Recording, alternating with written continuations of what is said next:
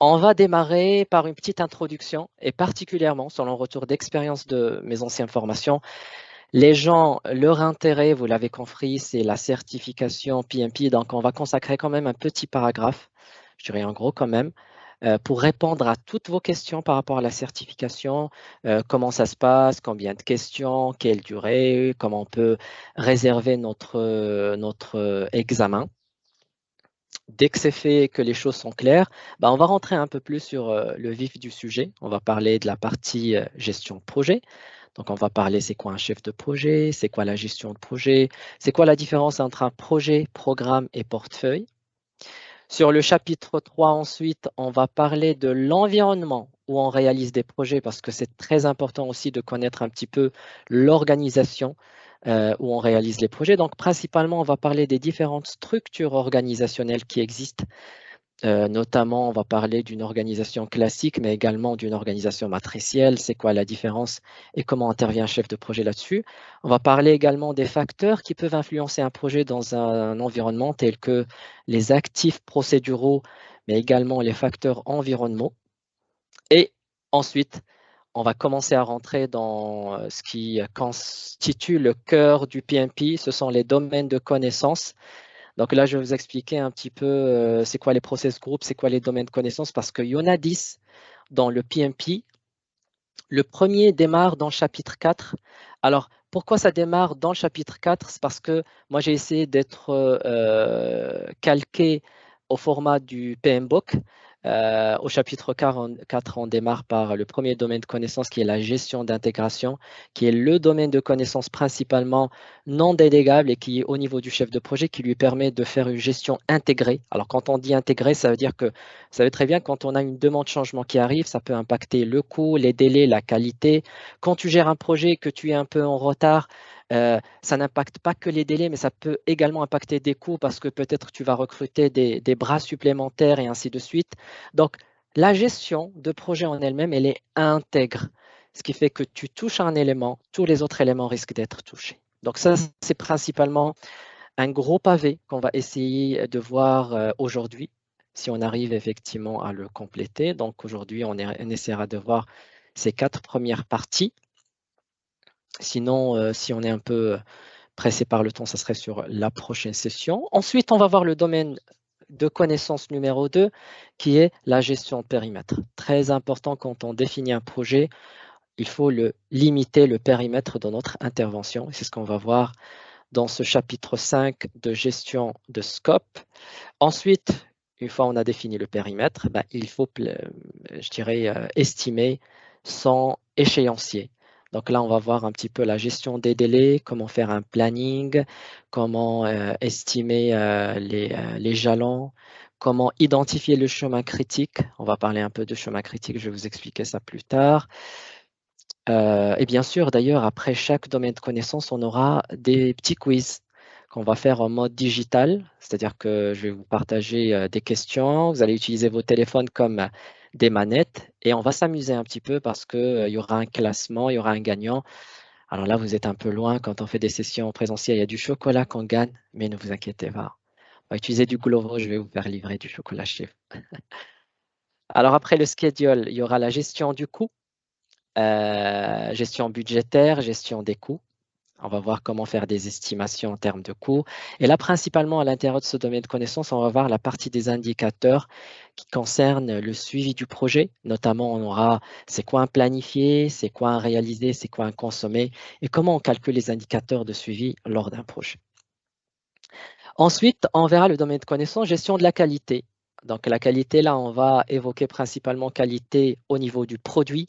Donc c'est tout ce que vous faites comme test unitaire, recette, revue du produit. Donc c'est la vérification que les exigences sont bien implémentées. Mais également, on va parler de la partie revue du process, notamment avec les assurances qualité, ou également des audits. Donc tout ça, on va le voir dans la gestion de qualité, dont l'objectif, c'est que ce que le client a exigé comme scope doit être exactement euh, présenté au niveau du produit.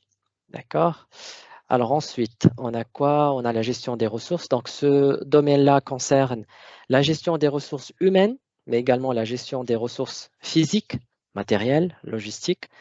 Donc là, principalement, la nouveauté réside dans ce volet-là, parce qu'on va expliquer bien qu'un chef de projet, il a deux casquettes. Il a une casquette de manager et de leader.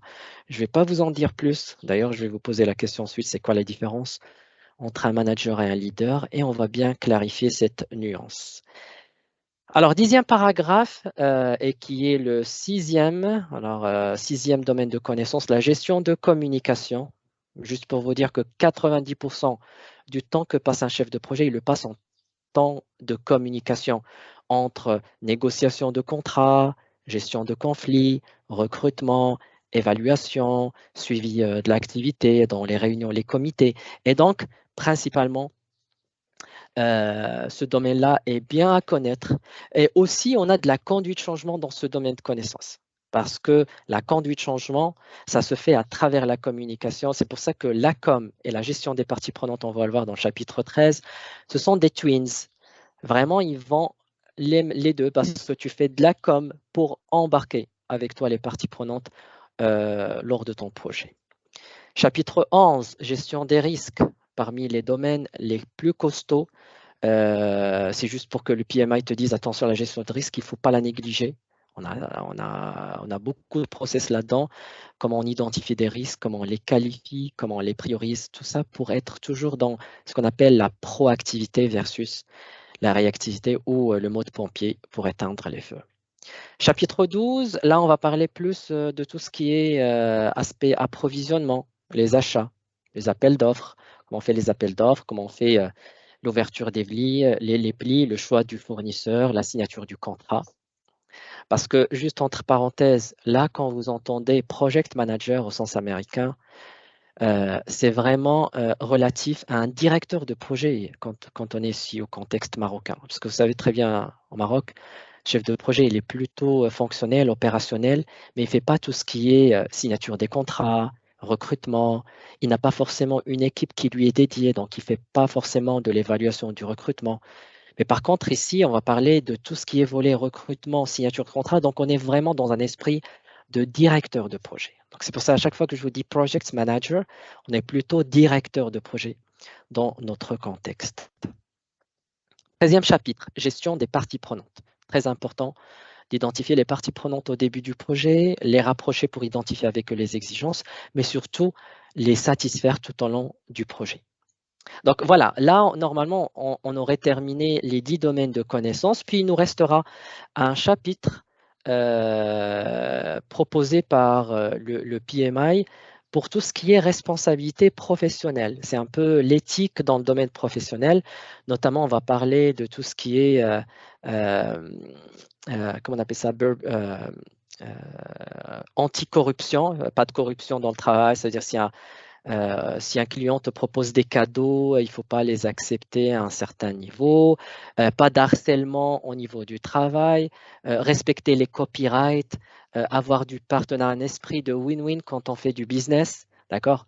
Tout ça, on va le voir. Et d'ailleurs, il y a des questions lors de l'examen qui concernent ce concept-là pour voir si vraiment vous appliquez l'éthique au niveau professionnel. Et puis, on va dédier d'ailleurs, la moitié de la dernière journée sur un examen blanc pour vraiment se mettre dans les situations réelles. Alors, ce n'est pas un vrai examen de 4 heures comme c'est le cas, mais je vous ai concocté un mix d'une quarantaine de questions qui représentent un petit peu un modèle assez réduit, un MVP de l'examen que vous allez passer pendant 1 à 2 heures, on verra. Généralement, c'est 2 minutes par question, donc à peu près, ça sera 80 questions.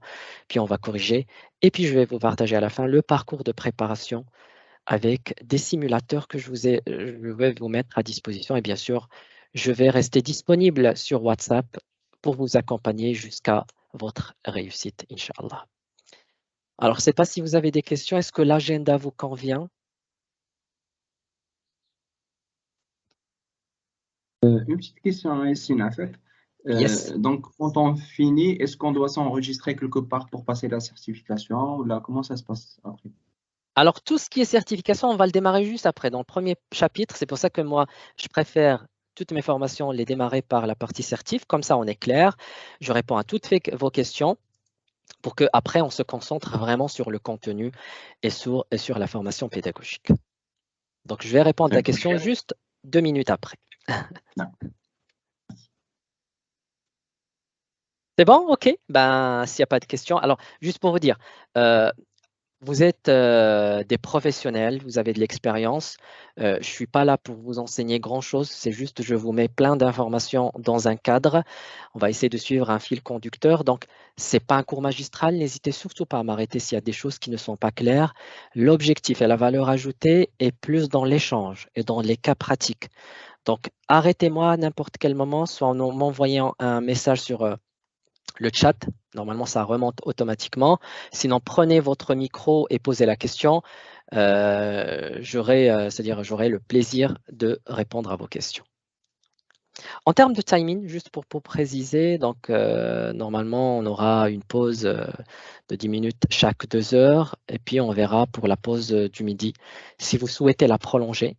Mais si on la prolonge, ça veut dire qu'on va prolonger également l'heure de sortie en fin de journée. On en parlera lors de la pause de tout à l'heure. Alors, on démarre.